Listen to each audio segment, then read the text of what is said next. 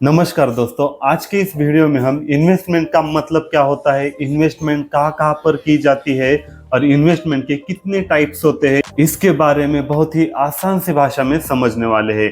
इससे पहले ऑलरेडी हमने इन्वेस्टमेंट करनी ही क्यों चाहिए इसके ऊपर वीडियो बनाया है। अगर आपने वो वीडियो नहीं देखा है तो उस वीडियो को भी देखिए, जिससे आपको पता चल जाएगा कि इन्वेस्टमेंट करनी ही क्यों चाहिए। और जो लोग इस चैनल पर पहली बार आए हैं उनको मैं बताना चाहूंगा कि हम 1000 डेज की चैलेंज कर रहे हैं, जिसमें आपको जीरो से एक्सपर्ट लेवल तक शेयर मार्केट सिखाया जाएगा, वो भी आसान भाषा में, कोई भी इसे सीख सकता है। तो अगर आपको भी जीरो से शेयर मार्केट सीखना है तो आज ही इस चैनल के 1000 डेज चैलेंज में पार्टिसिपेट कीजिए। तो चलिए इस वीडियो की शुरुआत। सिंपल शब्दों में इन्वेस्टमेंट का मतलब होता है अपने पैसों को किसी ऐसी जगह लगाना जहां से आपको रिटर्न मिल सके। जितना ज्यादा रिटर्न मिले उतना बेहतरीन माना जाता है। मतलब आज पैसे लगाओ और कल ज्यादा से ज्यादा पाओ, इसी को इन्वेस्टमेंट कहा जाता है।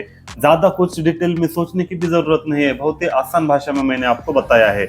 अगर आप कहीं पर भी पैसे लगाते हो और फ्यूचर में वह पैसे बढ़ जाते हैं तो आपने इन्वेस्टमेंट की है, ऐसा आप कह सकते हो। बहुत ही आसान भाषा में मैंने समझाया है। तो चलिए अब इन्वेस्टमेंट के टाइप्स या कहाँ कहाँ पर इन्वेस्टमेंट कर सकते हो यह देखते हैं। सबसे पहला है स्टॉक। किसी भी कंपनी के शेयर खरीद लो, अगर वह कंपनी बढ़ जाती है तो आपको रिटर्न मिल सकता है, लेकिन शेयर मार्केट में रिस्क भी होती है। अगर कंपनी का परफॉर्मेंस अच्छा नहीं रहा तो आपके पैसे घट भी सकते हैं, लेकिन रिटर्न मिलने के चांसेस भी ज्यादा होते हैं। 15 to 20% आसानी से लंबे समय में शेयर मार्केट से आपको रिटर्न मिल सकता है।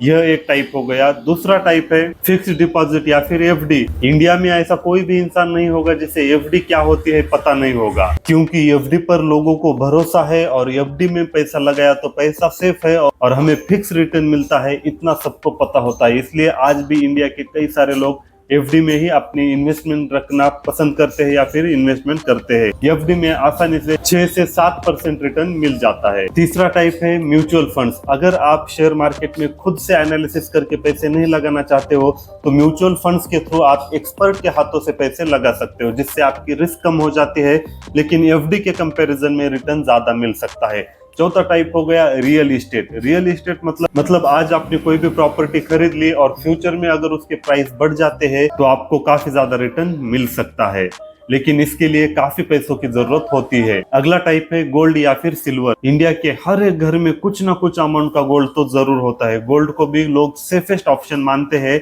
और लंबे समय में गोल्ड भी आपको 8 से 9% रिटर्न दे देता है। इसके अलावा बॉन्ड्स भी होते हैं जो गवर्नमेंट या फिर कंपनीज देती है। अगर उसमें आप पैसे इन्वेस्ट करते हो तो आपको 7 to 8% के रिटर्न मिल जाते हैं। तो इस तरीके के कुछ टाइप्स होते हैं जहां पर आप इन्वेस्टमेंट कर सकते हो और फ्यूचर में ज्यादा पैसे कमा सकते हो। यहाँ पर सोचने की ये बात है कि जितनी ज्यादा रिस्क होगी उतना ज्यादा रिटर्न के चांसेस भी होते हैं। जितना आप सेफ खेलोगे तो उतने रिटर्न के चांसेस कम भी हो जाते हैं।